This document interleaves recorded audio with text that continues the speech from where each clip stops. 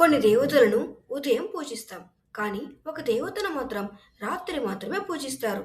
కొన్ని దేవతలకు అభిషేకం చేస్తారు, కానీ అమ్మవారికి నిశ్శబ్దమే మహా అభిషేకం. ఆ దేవతే వరాహి అమ్మ. మీరు వినే ఉంటారు, వరాహి అమ్మను సరైన విధంగా పూజించకపోతే ఫలితం విరుద్ధంగా వస్తుంది అని. అది ఎందుకు? వరాహి అమ్మ అసలు ఎవరు? ఎందుకు ఆమెను రహస్య దేవత అంటారు? ఈ వీడియోలో వరాహి అమ్మకు సంబంధించిన తెలియని లోతైన రహస్యాలు, పురాణాల వెనుక తాగిన శక్తితత్వం, మరియు ఆమెను ఎందుకు భయంతో పాటు భక్తితో పూజిస్తారో తెలుసుకుందాం. వరాహి అమ్మ అష్టమాతృకల్లో ఒకరు, శక్తి స్వరూపిణి. ఆమె ఉద్భవించింది ఎక్కడి నుంచో తెలుసా? దేవతలు అసురులతో యుద్ధంలో ఓడిపోతున్న సమయంలో శివుడు, విష్ణువు, బ్రహ్మ తమ శక్తులను విడుదల చేశారు. ఆ శక్తుల నుంచే బ్రహ్మి, మహేశ్వరి, కౌమరి, వైష్ణవి, వారాహి, ఇంద్రాణి, చాముండ, నారసింహ ఇలా అష్టమాతృకులు జన్మించారు. అందులో వరాహి అమ్మ విష్ణువు యొక్క వరాహ అవతారం శక్తి. కానీ ఇక్కడ అసలు రహస్యం మొదలవుతుంది. వరాహి అమ్మకు పంది ముఖం, మానవ శరీరం ఉంటుంది. ఇది చాలా మందికి భయాన్ని కలిగిస్తుంది. కానీ పురాణాలు చెబుతున్నది వేరే. పంది అంటే భూమిలోని చెత్తను శుభ్రం చేసే జంతువు. అలాగే మన జీవితంలో ఉన్న కామం, కోపం, లోభం, అహంకారం, అజ్ఞానం ఈ అంతర్గత మలినాలను శుద్ధి చేయగల శక్తి వరాహి అమ్మది. అందుకే ఆమెను రహస్య శుద్ధి దేవత అంటారు. వరాహి అమ్మను ఎందుకు రాత్రిపూట మాత్రమే పూజిస్తారు? ఇది చాలా మందికి తెలియని విషయం. వరాహి అమ్మ తాంత్రిక దేవత.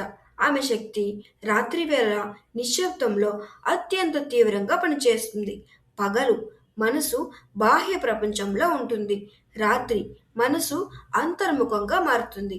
అందుకే అమావాస్య, అర్ధరాత్రి, నిశ్శబ్ద కాలం వరాహి అమ్మకు అత్యంత ప్రియమైన సమయాలు.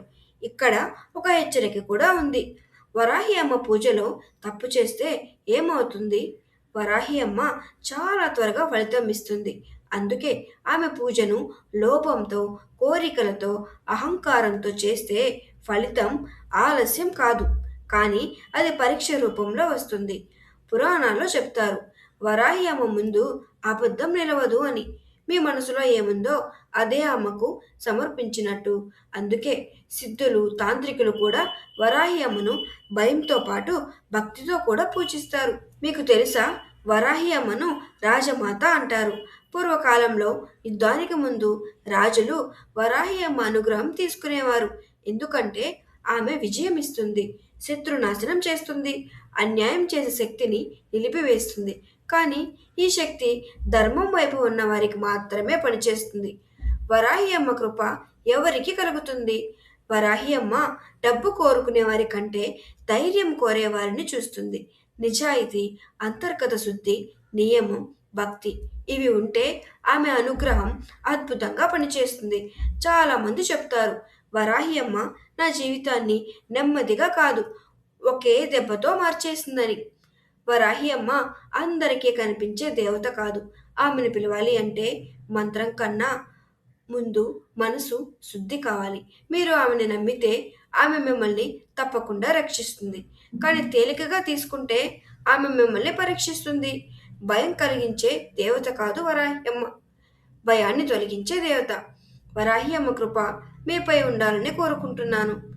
మీకు ఈ వీడియో నచ్చితే లైక్ చేసి, షేర్ చేసి, కామెంట్ చేయండి. సబ్స్క్రైబ్ చేయడం మాత్రం మర్చిపోవద్దు.